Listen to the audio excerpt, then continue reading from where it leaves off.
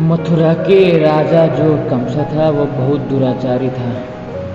उसने प्रजा को भी दुख दिया था, प्रजा को तो दुख दिया ही था।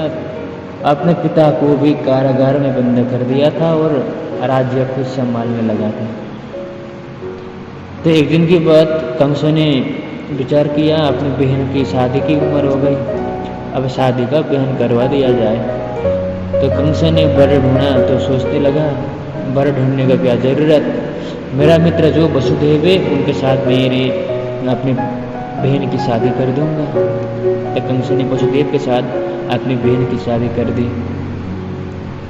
तो शादी कर के जब कंस खुद अपनी बहन के रथ पे सवारी हो गए बहन को छोड़ने के लिए, तब उसी समय आकाश से आकाशवाणी हुई और कंस को कहने लगा, अरे मूर्ख, तो जिसका रथ हाँक कर ले जा रहे हैं इसी देवकी का 8वां बालक तेरा वध करेगा।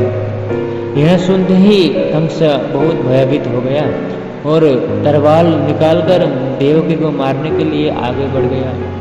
तब कंस का मित्र जो वसुदेव थे उन्होंने कंस को रोका, समझाया, तुम अपनी बहन को मारकर हत्या क्यों करना चाह रहे हो? स्त्री हत्या लग जाएगा तुम्हें, स्त्री हत्या का प्रायश्चित तुम कर नहीं पाओगे। इसीलिए एक बात मानो, जो भी बच्चा हो जाएगा मैं तुम्हें लाकर दे दूंगा। आकाशवाणी ने तो कहा था कि इसका 8वां पुत्र तुम्हारा वध करेगा, हम तुम्हें संपूर्ण पुत्र लाकर दे देंगे। तो ये बात सुनकर कंस खुश हो गया और अपने बहन को और वसुदेव को कारागार में बंद कर दिया। कुछ समय बाद देवकी का गर्भ से बालक उत्पन्न हुआ, बालक ने जन्म ले लिया। तब वसुदेव ने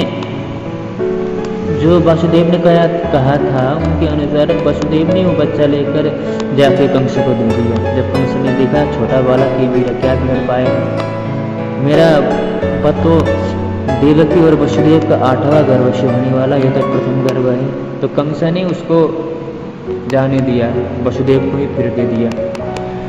तो ऊपर से देवता लोग नारद जी विचार करने लगे, ऐसा करेगा तो इसका पाप का घड़ा नहीं भरेगा और ये जल्दी नहीं मरेगा। जब किसी का पाप का घड़ा भर जाए तब भगवान अवतार लेके उसका वध कर देते हैं, पर कंस तो ये पुण्य काम कर रहा है, मार ही नहीं रहा। तो देवर्षि नारद जी आए और कंस को समझाने लगे, हे कंस, तुमने उनको क्यों छोड़ दिया उन बालक को?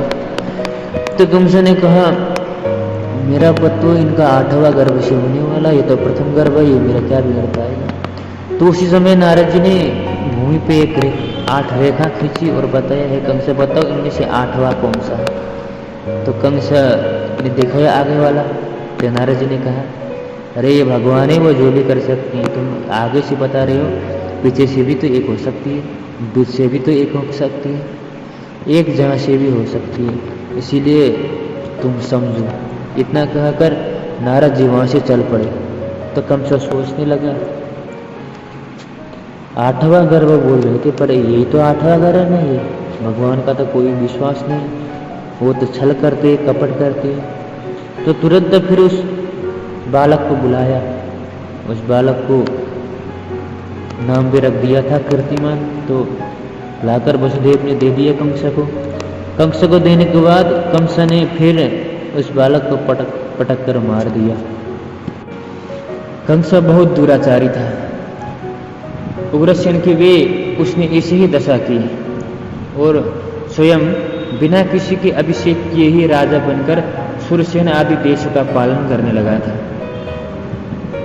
क्योंकि कंस पूर्व जन्म का कालनेमी राक्षस था जिसको विष्णु ने मारा था।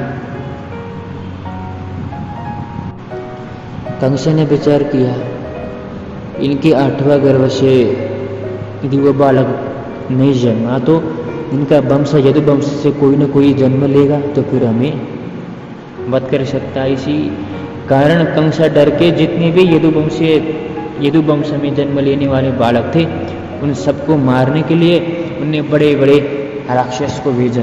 उन राक्षस में से प्रलंब, बक, चाणूर, तृणावर्त, अगासुर, मुष्टिक, वृषभासुर, द्विविद, पूतना, बाणासुर, आदि संपूर्ण राजाओं को, यदुवंशियों को नाश करने के लिए उसने भेज दिया।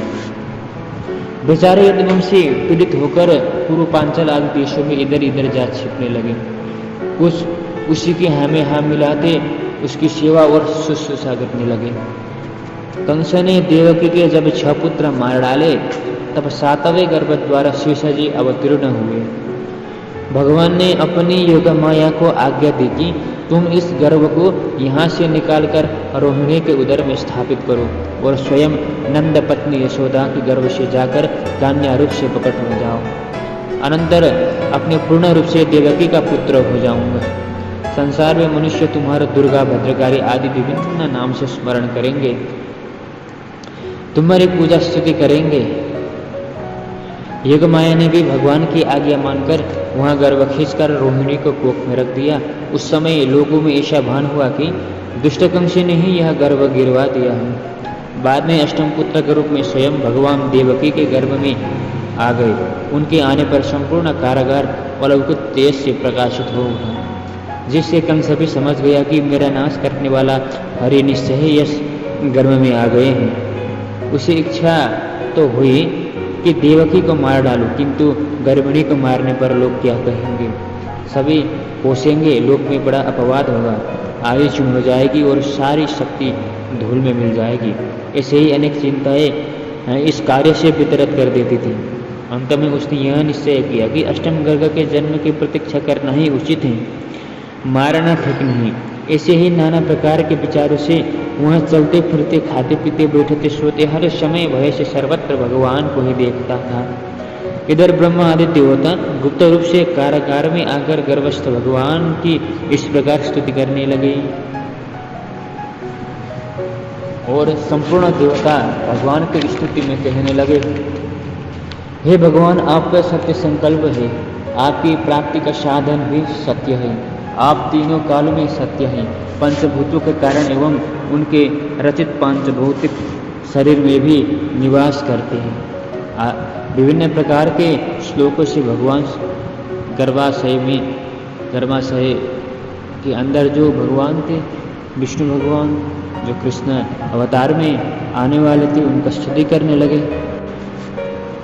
और ऐसे ही मांगलिक वेला में अंधकाराच्छन्न अर्धरात्रि के समय भाद्र कृष्ण पक्ष की बुधयुक्त अष्टमी तिथि को चंद्रोदय होने पर भगवान श्री कृष्ण दिव्य मूर्ति धारण कर उसी प्रकार देवकी के गर्भ से प्रकट हो गए। जैसे पूर्व दिशा में पूर्ण चंद्रमा का उदय होता है, उनके तेज से सारा श्रुति का गृह प्रकाशित हो गया। यह बालक विलक्षण बालक था, जिसके 4 भुजाएं थी और उनमें शंख, चक्र, गदा और पद्म शोभा पा रहे थे। वक्षस्थल एवं ग्रीवा में श्रीवत्स और कौस्तुभमणि सुशोभित थी। जिसके वक्षस्थल एवं ग्रीवाग्र में श्रीवत्स और कौस्तुभमणि सुशोभित थी, पीताम्बर धारण किए थे और मुकुट, कुंडल आदि आभूषणों की दिव्य छटा उनके चारों ओर फैल रही थी। यह बालक वही था जिससे बालक ब्रह्मा जी हुए थे।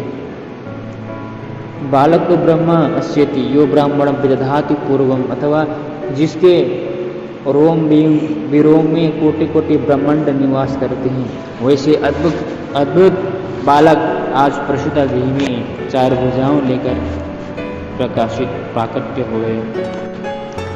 और भगवान ने कहने लगे, हे माता, पहले स्वयं भूमन्वंतर में जब तुम कृष्ण एवं तुम्हारे पति सुतपा नाम के थे, तब तुम लोगों ने बड़ा कष्ट सहकर दिव्य 12,000 वर्षों तक मेरी तपस्या की थी और प्रसन्न होने पर मुझसे पुत्र होने का वर मांगा था। उसी समय में प्रश्निगर्भ नाम से तुम्हारा पुत्र हुआ और दूसरे जन्म में तुम दोनों अदिति एवं कश्यप हुए थे और मैं वामन हुआ था। इस तीसरे जन्म में फिर तुम्हारा पुत्र हुआ हूँ। साधारण रूप से तुम्हें मेरा ज्ञान होना कठिन था, इसीलिए मैंने तुम्हें दिखलाया है। यदि तुमको कंस से भय है तो मुझे गोकुल ले चलो एवं वहाँ यशोदा के गर्भ से उत्पन्न कन्या को यहाँ ले आओ।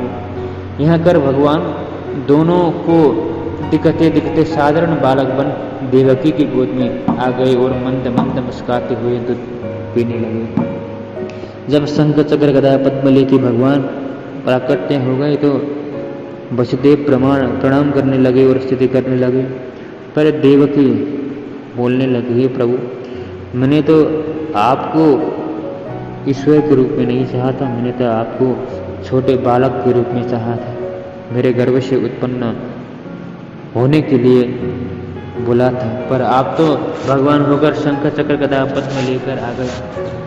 मुझे आप तो ये स्वरूप नहीं चाहिए, मुझे तो आपको बालक स्वरूप चाहिए। तो भगवान भी बालक स्वरूप होकर माता के गोद में आकर खेलने लगे। उसी समय संपूर्ण वहाँ के द्वारपाल सो गए भगवान की माया से। उसी समय वसुदेव ने भगवान श्री कृष्ण को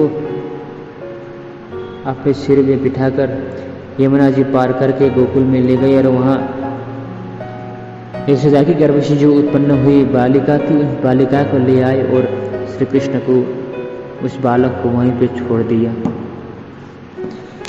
और कंस को पता चल गया कि बालक का जन्म हुआ। जाकर देखा तो बालक नहीं था, छोटी सी बालिका थी। तो कंस गुस्सा में आ गया और उस बालिका को लेकर जाके पटक के मारने वाला था। तब उस बालिका आक्रोश में जाकर शंख चक्र गदा पद्म त्रिशूल आदि धारण करके देवी के रूप में आकर कंस को बोलने लगी, हे कंस, तुम्हारा अंत्य होने वाला है, तुम्हारा ज्ञान, तुम्हारे मृत्यु का समय निकट आ गया है। तुमको मारने वाला गोकुल में पैदा हो चुका है। हे कंस, अब तुम्हारा जीवन छोटा है, इसलिए भक्ति करो, बच जाओगे, नहीं तो तुम्हारा अंत्य का समय आ गया। इसी प्रकार भगवान श्री कृष्ण की जन्म हुई और जन्म के बाद विभिन्न प्रकार के लीला आदि भगवान श्री कृष्ण ने किया। पूतना को मार दिया, तृणावर्त का मार दिया, वकासुर का मार दिया, अघासुर को मार दिया और बाद में जाकर मथुरा में जाके अपने मामा स्वयं कंस को भी मारकर भगवान श्री कृष्ण ने विभिन्न प्रकार की लीला रचना भगवान ने किया। जय श्री राधे।